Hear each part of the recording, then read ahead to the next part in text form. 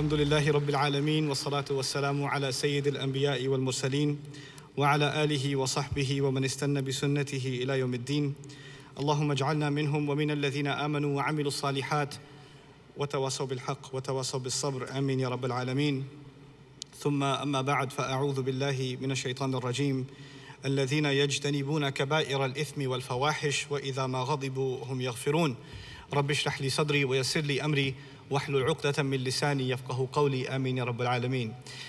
Once again, assalamu alaikum wa rahmatullahi wa barakatuh. I can't hear you. So you guys doing okay? Attention span is doing okay? Because I know RIS is notorious. We don't have this in America because we have an attention span problem. Apparently you don't have here. So you have like lecture, after lecture, after lecture, after lecture, after lecture, after lecture. But what we have there is lecture. Right? So I don't know how you guys are doing it. So I would request before I speak to do what I would make my class do. Everybody stand up. Just stand up. Just stand up. Just do it. Do it, do it, do it. Stretch. Whatever you need to do to wake up. Punch the person next to you. Whatever it is. Just do something. Okay, now don't get too happy and sit down. Okay. Hey, that does not count towards my time. Reset that thing. That's not, I didn't even start yet. Okay. So I have been given this really awesome topic. And the title of it, when I saw the title, I was like, oh my God, this is gonna get me in a lot of trouble. Light-skinned Muslimah seeking doctor. But anyway, I think the controversial or the at least the provocative topic is a good segue into a bigger problem that I'm gonna try to articulate before you as clearly as I can. It's a much bigger topic than 32 minutes and 55 seconds, but still, I think I can present enough food for thought in this conversation that you can carry as a conversation in your own families. For me personally, the biggest priority is changing the way a family makes its decisions. That's the biggest priority. If we can affect how parents, children, young people, married couples, how they reach their decisions for their family and what kind of decisions they make, then we're heading in a better direction, inshallah ta'ala. So this is really a focus on your family and my own. The first thing I want to say is the way people used to get married back in the day, I mean, I'm talking about 30 years ago, back in the day, was very different from now. It was very, very different. And it was different in the Muslim world, in the Arab world, in the Southeast Asian subcontinent, in the Africas. It's just a different way of approaching the subject of marriage when young people become of age than the elders, because all the families know each other, they live in the same neighborhood and all of that. So somebody's cousins with friends says, hey, what about him for her? What about her for him? And a conversation begins, and because all of these connections exist, eventually somebody marries someone within the extended, acquaintances. And if it's not within the extended family, it's very close to the extended family. And so there's this proximity benefit that Muslims have enjoyed for a long time. But the world has changed, and with the increase in, the economic capitals of the world constantly shifting and moving, people move because of work. And people move because of education. And so many of you, your families moved here because of, continuing education or to pursue a career or to start a business and all of those and these are all legitimate reasons. I'm not here to tell you, you came here for dunya, astaghfirullah, go back. I'm not here to tell you that. These are realities, these are legitimate realities that exist. And so when we moved here, for the most part, one of the things that we experienced, Muslim communities, is that we became isolated. Increasingly isolated. So your neighbor's not necessarily a Muslim. And if by chance they are, they're probably not from the same country. And certainly not from the same zip code in Sialkot or Lahore or somewhere. They're not from the same town, right? So you're around Muslims, and even when you go to the masjid, or you go to the mosque, which is probably one of the few places where Muslims congregate, you're meeting people of very many different ethnicities, right? So Muslims don't really have a place where families get to know each other much.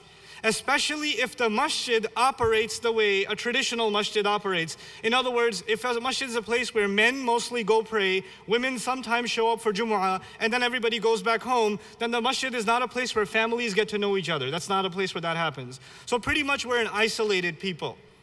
And especially for those of you who have older parents, who are retired perhaps, or they're not in their careers anymore, they're even socially isolated, so they don't know anyone. And a lot of those kinds of parents have daughters, and they don't know what to do with them because no proposals are coming, not because your daughter is hideous, but because you don't know anyone and you actually haven't talked to anyone. And so you keep making your daughter feel bad, and I've had those cases where parents keep telling their daughter, nobody's coming for you, you know? And so the first guy that walks in, just do it, because ain't nobody else coming, you know. Dad, he's missing an eye. He's like, he walked into the house backwards. What is up with this guy? I can't do this. But no, who else is gonna marry you? You should be grateful, etc., etc. So there's a lot of, because the parents feel the pressure of not having those options for their daughters. And sometimes, I'll talk about sons in a second, but you know, for their daughters especially, they try to force some things onto their daughters, which isn't fair. This is particularly true of the Indo-Pak subcontinent, not as true of the Arab community and other communities, but still it is a phenomenon where children are being pressured into marriage. This doesn't work anymore. It just doesn't work anymore. And there's a culture we've had for a long time. I actually had a chance to speak about this in another community in Urdu, but I won't give you that talk here, of course. But the point of which was the older generation, they feel a sense of formality between themselves and their children.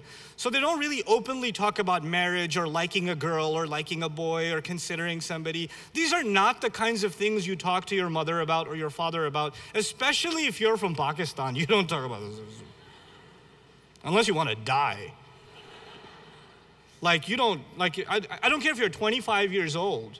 I don't care. You're going to be scared to talk to your mom about marriage. It's just a thing. Our mothers do this number on us, and it works on these guys, you know. They're terrified. And so today I want to just share some realities with you through first a case study. I want to give you 2 case studies, inshallah. And then after that, I want to give some advice to parents and some advice to the young people who are of the age to get married. Can you make some noise if you're of the age to get married? All right, very good. So you're around. Okay. Uncle, why did you make... I'm kidding. I'm kidding. I'm kidding. I'm kidding. Okay, so the first case study. This young man calls me and he says, Brother Nouman, I have a problem. I said, what's her name?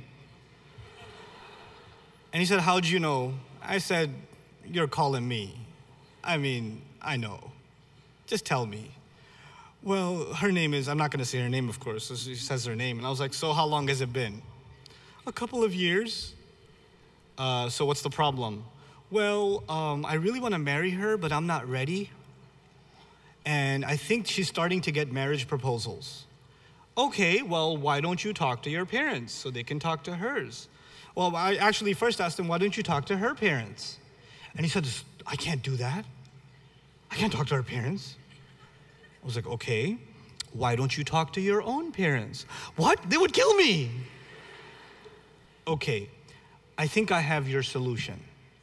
Go down to the local pharmacy. Buy yourself some Similac in a baby bottle.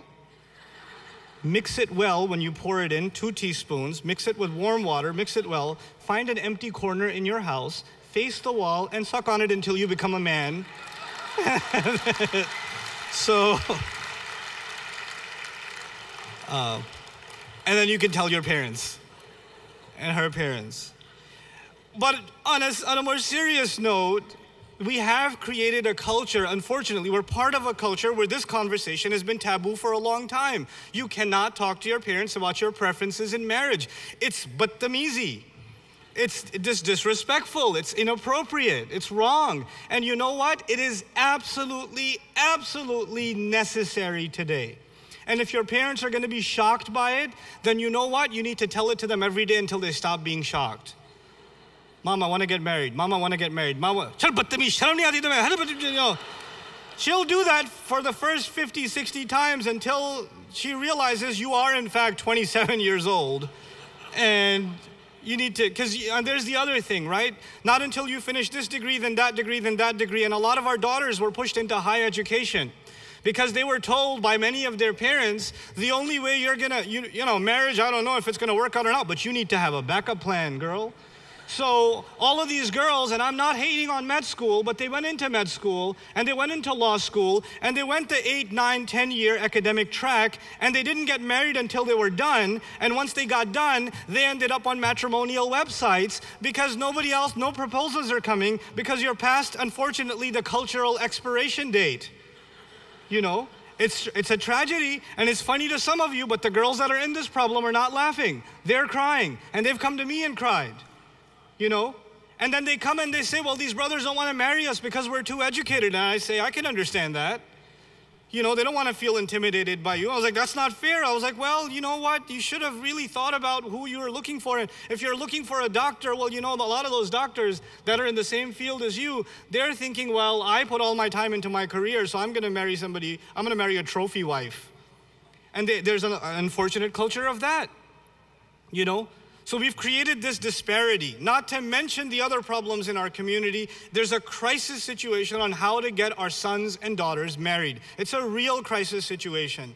On top of all of these crises are some of the biases of our parents. So I'm going to talk to you. I was going to give you one more case study, but before I do, just some things to parents. Many of you come from particular backgrounds and you have very strong senses of identity. That is something Allah put in you. May Allah reward you. وَجَعَلْنَاكُمْ شُعُوبًا وَقَبَائِلَ لِتَعَارَفُوا. Right? Allah made us into nations and tribes so we may get to know one another. The tribe you come from, the family you come from, the village you come from in Syria or Palestine, the place you come from in Egypt, the place you come from in Bangladesh is valuable to you, is honorable to you. Your dignity, your history, your legacy is tied to it, and I respect that. But the fact of the matter is, number one, you and I both know you're not going back home. You're here. And your children are not Egyptian, and they're not Palestinian, and they're not Bangladeshi. They are 3/4 Canadian or American. And a little bit Bangladeshi, a little kind of, they got a little like Izayik Bek there in there somewhere, you know. But they are American kids. They are Canadian kids, okay? They have some taste for like baklawa, and they might eat a biryani here and there. But for the most part, they are pizza and hot dog, my friends. That's who they are. They are not like you. And part of that is not just what they eat or the cartoons they watch or the English they speak. Chances are they've gone to public school. That's a very high likelihood. They've either gone to public school or they're going through a college education. I am not here to justify what happens. I am here to first try to share a reality with all of our parents, our respected parents that are sitting in the audience. And I feel your pain because I'm a parent myself. My girls are about to turn teenagers. I'm terrified to death. I feel your pain. I'm going to be in your shoes soon. And may Allah protect all of us parents. You know, but let me tell you something. These girls and these boys, they've gone to college. Chances are they've seen a girl they like or a guy that they like. Chances are that's already happened. Chances are they've had a couple of conversations already, even in the most respectful setting. Maybe it happened at the MSA. Maybe it happened at the RIS convention. Maybe it happened. Yeah, it may have happened. Actually, it did. Okay. And you know, and I'm not just talking about the matrimonial section and all of that. I'm talking about just at the bazaar. Hey, nice hijab there. This is, you know, like that. You know, isn't that calligraphy amazing? That's some people start their conversations like that. One of the reasons I like to walk around in the bazaar is to see the contemporary pickup lines by Muslim youth. They're not very good nowadays. But anyway, it's fun to watch. But anyway, this has already happened, and they've got certain preferences. They've got something in their heart, and they want to tell you. But you know what? The girl's Palestinian, and she's thinking about a good brother. He's a good brother, but he's, astaghfirullah al-azim, Egyptian. Or it's a Pakistani guy, and he wants to marry this girl, and she's la hawla wa la quwwata illa billah, she's Syrian. You know, and he's really scared to tell his parents. He's really scared to even mention the idea because the Arab father will say, Mustahilun wa ana hayy. You know, mere jeete ji ye hargiz nahi hoga. Not so long as I'm alive, etc., etc., etc. You know what? We don't have a lot to pick from. If there are good young men and women out there, And our children, we trust them enough to go out into the real world. If we've trusted them enough to go to college, to get a job, to deal with society outside, then it is unfair and it is a form of dhulm by parents that you don't trust their judgment or even consider their opinion when they suggest this might be a good man for me, this might be a good girl for me. You don't even entertain the idea because the ethnicity doesn't match. That is unfair. I'm sorry. I know. Some parents are gonna come up to me. No, let me finish. I gotta go further. And I'm gonna come after the kids next. Auntie, relax. Because auntie's gonna, beta, you gave this speech and my son will come up to me and he will say something and I don't know why you gave this speech. Auntie, relax. I'll come after your son in a second. But let me finish with you first. Let me finish with the elders first. It is unfair of you to put them in a land which is majority. All around them, there is shamelessness. All around them, there are opportunities, not just for the slightest kind of fahsha, but the worst kinds of shamelessness is easily accessible to them all the time, 24/7. It is in their face. And they fight all of that, and then they say, I want to marry a Muslim. It is completely outrageous for you to say, no, but they're not exactly our type. They're not perfect. Because you are, clearly. You know, they say in Arabic, al-qirdu fi ayni ummihi ghazal. In Urdu, they say, maa ko to khoti bhi pari nazar aati hai. Right? They say that. In English, I don't know. We don't say that in English. You know. But the idea is that you have your perception of your children is so perfect and you want someone who's really gonna be just, nobody's good enough. And so you keep shooting all these proposals down because they're not exactly what you were expecting. I am sorry, parents, the world is not what you lived in anymore. It has changed. Everything has changed. And you know, the one thing that doesn't change in Islam for Muslims is our principles. Our principles don't change. But our social realities change, our circumstances change, our economic conditions change, and we have to adapt. We have to live in the reality that surrounds us.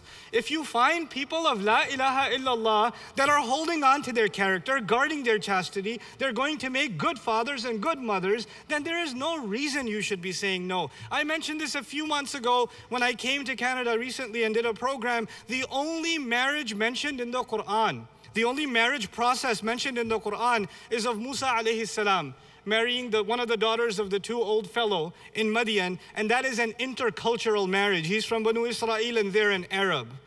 And the only marriage mentioned is the one where the girl actually suggested the guy, which is all unconventional for us, right? But it's in the Quran, so what's more conventional than Allah's book, you know? We've just created these standards that are making our own lives difficult. We need to slowly let some of that go. We need to let some of that go. And we need to ease some of that tension from our children. We need to let them, you know, we've trusted them with a lot. And if you've put them out there and they're staying away from the hurumat, they're staying away from the things that Allah forbade, that is an accomplishment in and of itself. At least honor them a little bit and give them some word in this. I know you're very strong in your opinion about who they should marry. So what you do is eventually you win. The guy suggests somebody, you say no, she's from another country. She doesn't even have to be from another country. You could be from Hyderabad and she's from Madras. That's bad enough. That's bad. You don't even have to be, they're not in the same zip code and that's not good enough for you sometimes. So you go and find somebody exactly the way you need on paper, but you don't check to see what their character is like, and you end up with a well-qualified, exactly from your own family line, from some connection somewhere. You imported him from some exotic country, and then you find 2 weeks later that he's drinking, that he's beating her. And I've seen these realities because we don't know those people. We don't know them. I'm not saying all of them are bad, but there's enough horror stories for me to know, for me to be able to share. This is real. This stuff is really, it's eating away at the fabric of our communities. What are we supposed to do? If we don't adjust, if our elders if they don't stop putting that kind of psychological pressure on their young, then we're gonna have a lost generation, wallahi. It's gonna be a crisis generation. And you don't want your son or your daughter to marry someone when they're emotionally invested into somebody else. They're gonna have a miserable married life anyway, you know? It's a really serious problem. And that's just some things I wanted to share with the parents. One more thing about parents, especially Desi parents here. I'm sorry, I'm gonna take 3 minutes out. with due apologies, معذرة إلى العرب للأسف الشديد هناك مشكلة خاصة للهنود. There's a specific problem for the Indian Pakistanis. Let me tell you guys something. In our culture, in Indo-Pak culture, there's something that the Arabs and other ethnicities don't have. We have this idea that our children, our sons especially, when they grow up, they will take care of us. We will become entirely dependent on them. In other cultures, when you get older, you have this pride in knowing that you are independent, that your children are living their own lives, and you are living your own life, and you have, of course, interaction with each other and healthy relations and a constant communication, but you're not dependents necessarily, not unless some life tragedy hits, some major catastrophe, some health issue. But in the Desi culture, that is your retirement plan. Your son is your retirement plan. So what you do then is, you don't want to mess with your retirement plan. So when you're looking for a girl, you're looking for a girl who's not going to stir up any trouble in the home, because it's still your home, not his home. So when you marry him to a girl, you bring her in really as a servant, not as a daughter, number one. And when you bring, no, not yet, don't clap yet.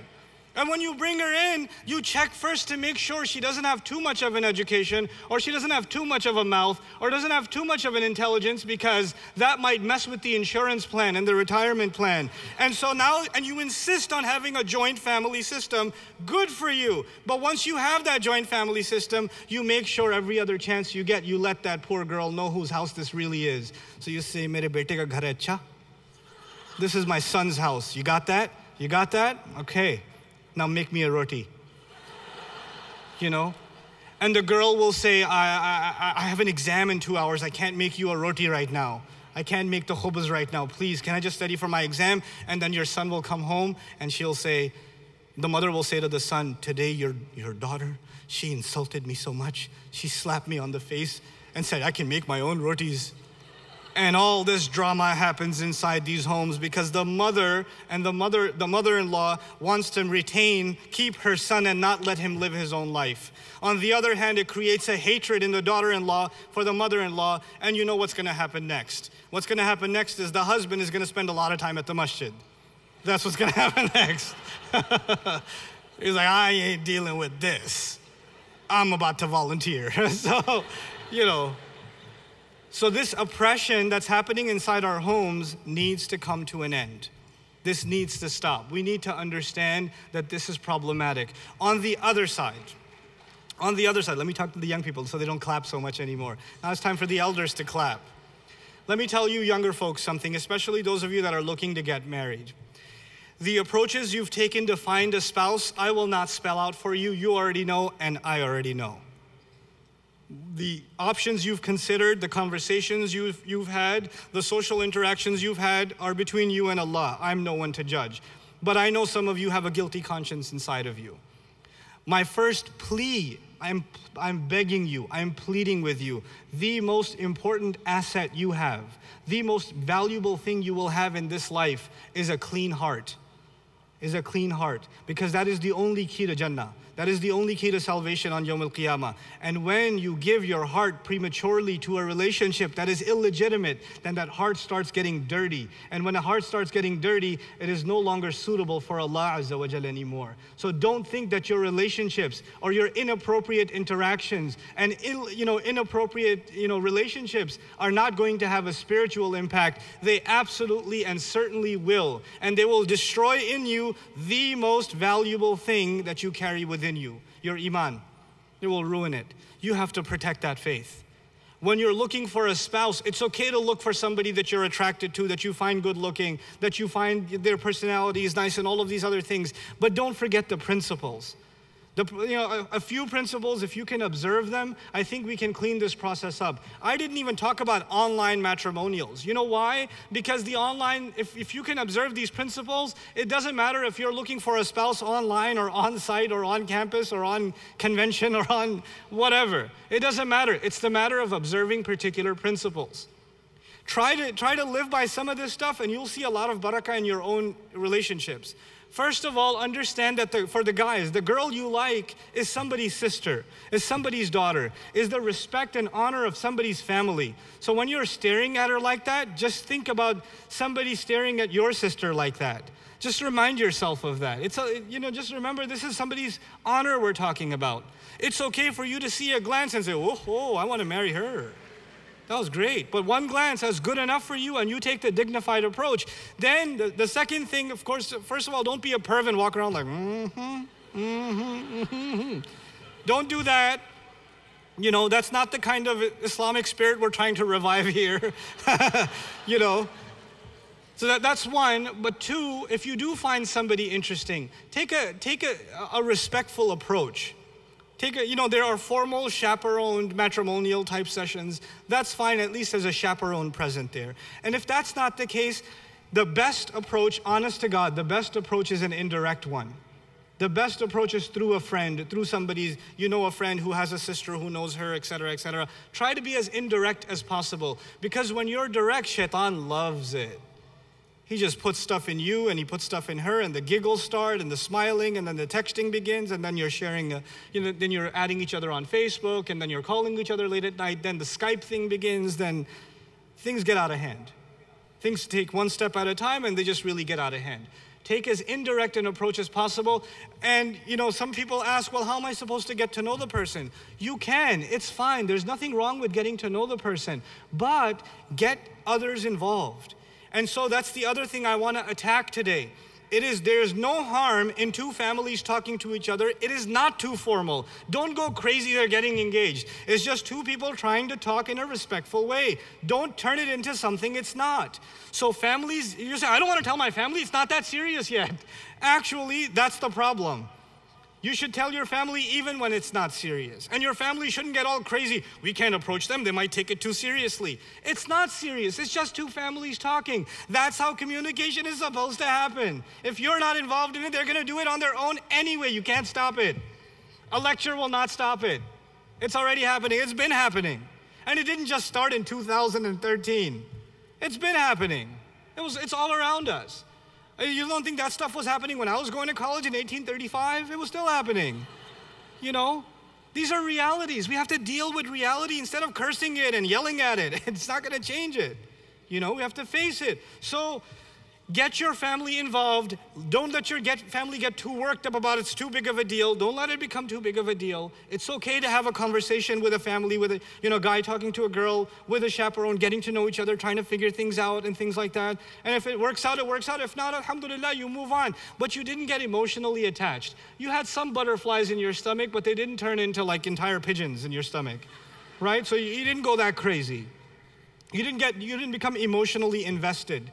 Here's the problem with becoming emotionally invested. When you become emotionally invested, you fall in love with a girl or with a guy or something, and you're like, I have to marry this person. First of all, you have no guarantees it's gonna work out. And second of all, when you get that infatuated, you don't care what anybody else thinks. لَيْسَ فِي الْحُبِّ مَشُورَةٌ, right? And when you go that crazy, then you don't wanna listen to anybody.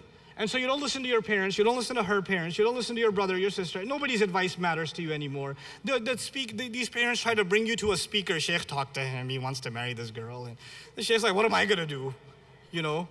Don't marry her. Okay. Doesn't work. It's too late. And if it doesn't work out, one of two things happens. If it does work out, you have scarred your family, because you went on a war against your family to do it. And if it doesn't work out, you're scarred forever. And you will now not be able to have a healthy relationship again, because in the back of your mind will be the other relationship. It's an unhealthy way to go about things, So don't do it. And, don't engage, don't invest yourself emotionally. Don't, quote unquote, fall in love like that. And if you think you just fell in love in this conference, walking down the hall, you saw a girl like, وَقَعْتُ فِي الْحُبِّ. That's not falling in love. That's just your hormones. Congratulations, you're a teenager. That's not love. Anyhow, so for young people, my serious advice is we have to become a little more serious. So there's two sides of it, the parent side and the youth side. For young people, my advice is become a little more strict. And for the parents, my advice is become a little less strict. Like, we've got an imbalanced situation here. We've got youth that have no guidelines and no restrictions. Nothing's wrong. Everything's permissible, like Assassin's Creed or something, right? It's like that. And on the other side, you've got parents that are way too strict, and they're unrealistic in their strictness. And so we're choking our own community in this way, subhanAllah. This should not be happening. Now, those of you that are married people, show of hands. Inna lillahi wa inna ilayhi raji'un. Okay, good. Married people that are here, part of your job is to help young people get married, especially the younger couples here. Younger couples here, you both, the men and the women in that couple, they have friends that aren't married that they've known for a while. And you need to become matchmakers before they have to resort to anonymous websites, which the same guy is on every website. He's got his profile on every single website. Everybody knows him, Because one of my friends got married, he had his profile on like 30 Muslim matrimonial sites. And he asked me to speak at his wedding. And I was like, the internet will not be the same anymore. The internet connection speeds just increased because so much load has been taken offline with all of these profiles. Servers that were crashing for ages are now back up online now because, congratulations, you're married. Because I'm pretty cruel in my marriage talks. So I told him, by the way, every sister in the hall that's not married knows everything about you. Your height, where you worked, your favorite color. Because, they've been to those websites. So, mashallah.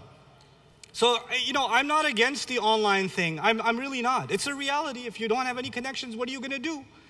But be careful about it. Don't look for just a shallow, criteria.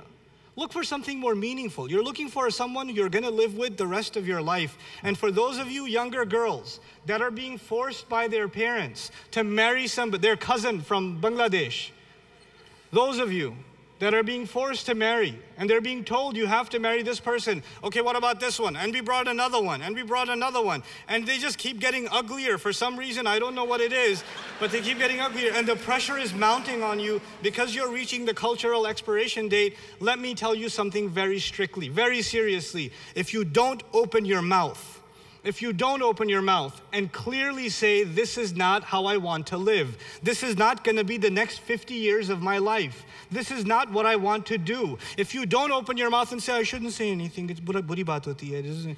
My parents won't understand. No, families will not resolve issues until you openly talk. I'm not talking about yelling and screaming, but you have to be open and clear and let your parents know this is not how it's going to go. It's not disrespectful. And parents, please listen to this. Please listen to this. Don't force your daughters into a marriage they're not happy with. Don't say on their behalf, no, she's happy. We know her. You don't know her. You don't know her. She's not happy. You're just saying that because I'm asking. No, she's okay. They don't know that they come crying to the imams, my father wants me to marry. I guess I should.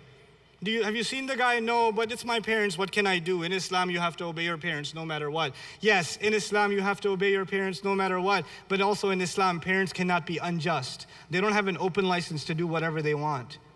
They don't have that either. In Islam, parents and children are supposed to have a trusting relationship, Don't hijack. Sometimes the only ayat our parents know is وَبِالْوَالِدَيْنِ إِحْسَانًا.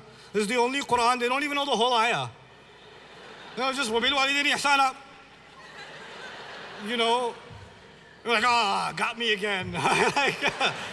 And they use that card.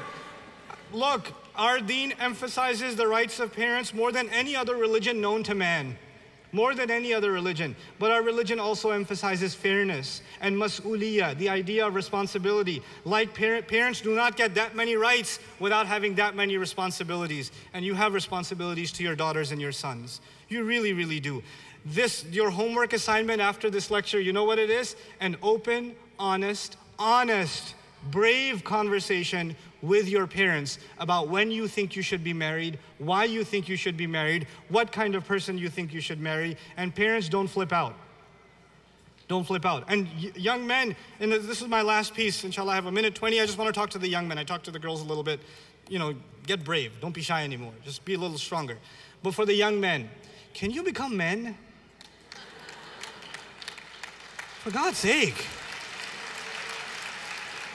Listen. If you're like in your 20s And every time you have a break, every time you have time off from school or a weekend off, you're spending it behind a screen with a PlayStation 3 or a 4 or an Xbox or whatever else, then you're not a man yet. Go, first of all, get a job even while you're in high school and college. I don't care. Get a job. It'll turn you into a man. It'll make you ready for marriage. Just because you find girls pretty doesn't mean you're ready to get married. That doesn't mean that. You have to show some responsibility to be able to stand on your own 2 feet. And parents of teenage children, if you're not pushing your children to do work, you're like, alhamdulillah, I can afford it. I'm a doctor, I'm an engineer, I'm a business owner. I can afford it, my children don't have to work. Yes, they do, because it's part of their education. I don't care if you're like changing tires at a car shop, you know, at a mechanic shop. I don't care if you're lawn mowing, but do work. It will give you respect for money. It gives you respect and responsibility. It prepares you for life. I made a case to my parents when I was 20 years old. I'm Pakistani, you know that's suicide, right? I made a case to my parents when I was 20 that I want to get married. But you know what? I had been working 40 hours a week since I was 16 in New York City. I've never worked less than 40 hours a week. That was an easy week for me. And I've been going full-time to college, you know, in high school. I actually took a longer time to graduate out of college because I had work. I never once took money from my parents for college tuition. I refused that. I said, no way. If I can't afford it, I'm not going to college. I'll work on it myself. I worked in shoe stores. I worked in surgical places. I worked in like local Queens newspapers. I've done all kinds of crazy jobs. I even worked at a Desi grocery store. Ew. Oh my God. Blech. But I worked there for 1 day, but I did, and I'm proud of it. I'm not ashamed of it. I worked at a travel agency where my boss was a really mean Bangladeshi fellow. I love Bangladeshis, but he was really mean. He was really, like, I used to call him the travel Nazi. He was really bad. And when I didn't make enough sales that day, he just yelled at me. So one day I just had it. I yelled back at him, and I got fired, you know? And like 10 years later, I was giving khutbah in Long Island, and he was in the first row. And I have a beard now. He didn't have a beard back then, and he recognized me too. He's like,